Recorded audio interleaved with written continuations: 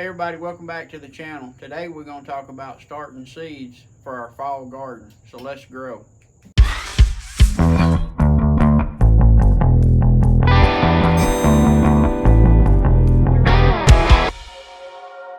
Alright, today's August the 7th, 2023 here in North Alabama. We're in zone 7A, I believe what they've moved us to.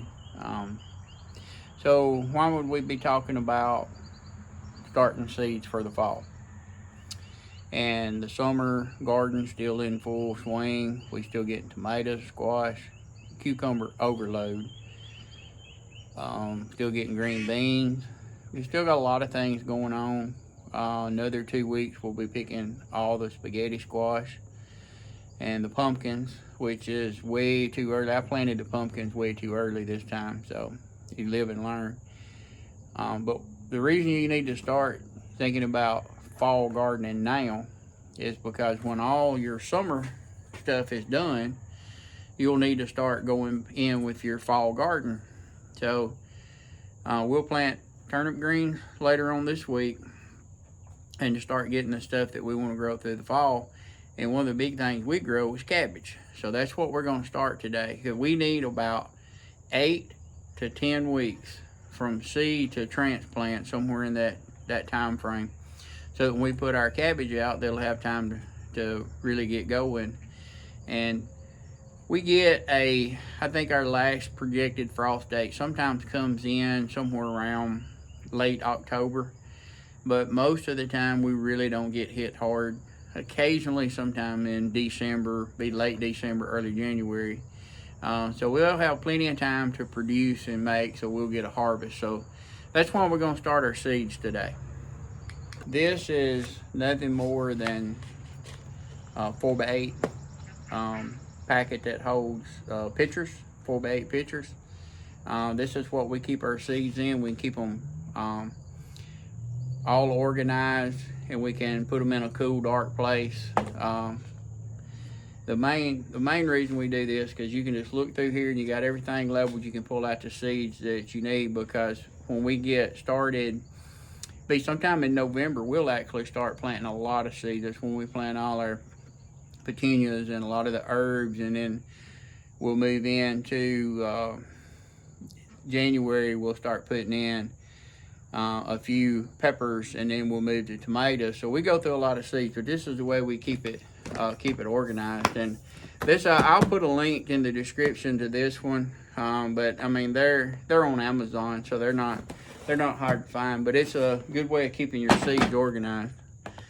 So what we're going to do start today is the late flat Dutch, and this comes from HPS Seeds, and this was totally tomatoes. This is a Tropic Giant hybrid cabbage. So that's what we're going to do today, and we'll get those started.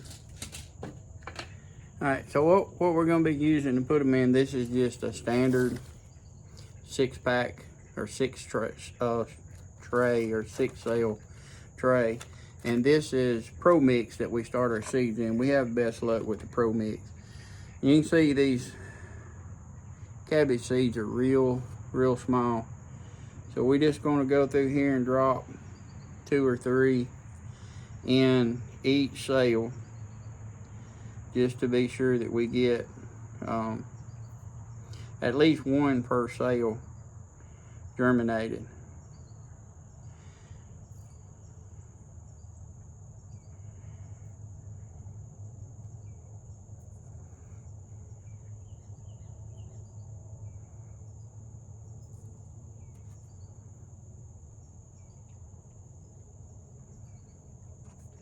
And you just want to lightly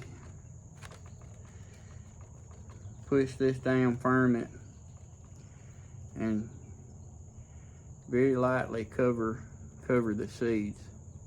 You want to make sure the seeds makes good contact with the soil.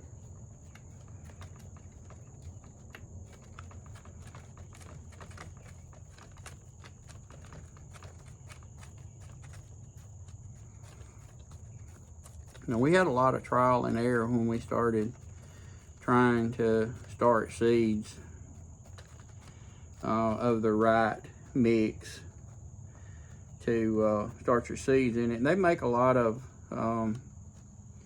soil starting seeds, but Pro Mix is what tends to have worked best for us. Yeah. So once you get it, just lightly cover the seed up. Now, these 6-pack trays are sitting in a tray that holds the 6-pack. They're also sitting in a standard 10-20 tray. So it takes a lot of water to get the Pro Mix wet.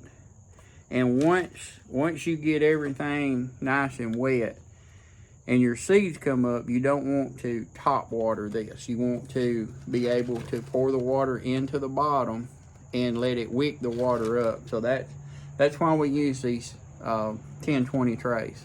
And we're gonna go with the flat Dutch next. And this part is fairly simple. These seeds are small, so they're kind of hard to see. And don't worry too much about if you get more than seeds in it. That, you know, if you drop 4 or 5, and then don't worry too much about that, because I have found that if you do get a good germination on these, when they start to come up, you can pull the extra ones in the sails. You can put those in another tray. This past winter when I did this, I had 3 and 4 in each one of these sails.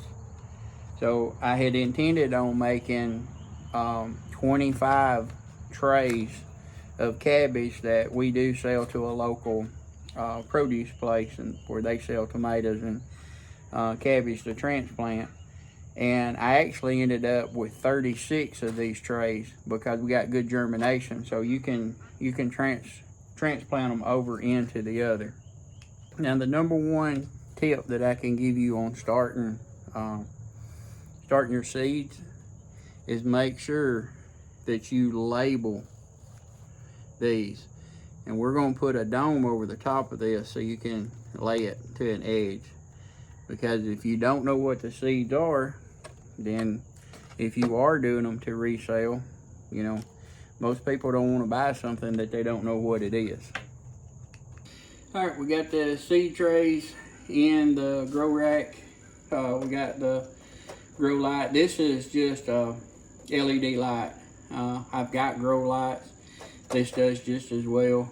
We got the covers on them, so that helps to hold in the moisture, and we're not using the bottom heat. So they're gonna stay in here till they germinate. Once they germinate, we'll remove the lids. But these cabbage will stay in here until they're ready to be hardened off somewhat. So we'll start setting them out a little bit each day once they get germinated and stuff. And before too long, they'll be ready to go in the garden. So we'll check back with you when we got something happening. All right, so we can see they're germinated. We want to remove the dome. You can see how they're really starting to germinate or come up and feel.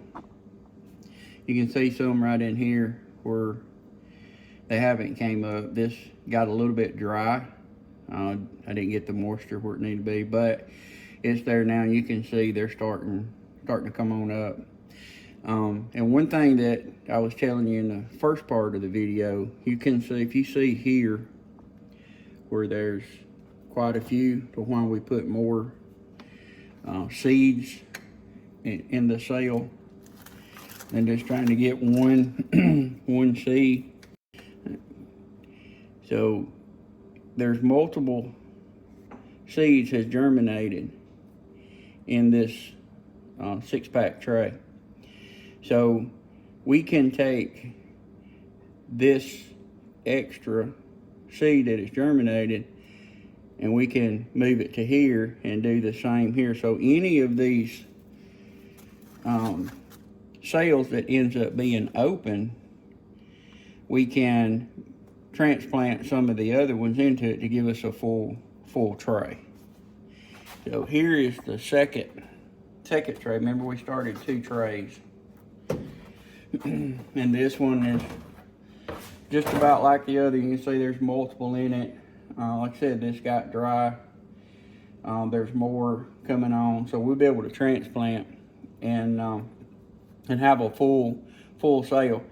But keep in mind, from the time we started these till they get to this point has been 3 or 4 days. Now, one thing you want to do in your grow rack, once your seed gets up, you need to make sure you have a fan. So say we just got a small fan in here, and it starts to just keep the air circulating. This time of year, it will help it from getting too hot, because this is August.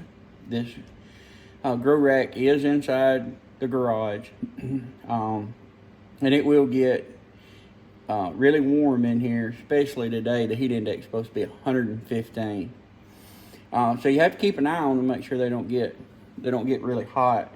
But the fan will help circulate and kind of help keep them cool this time of year.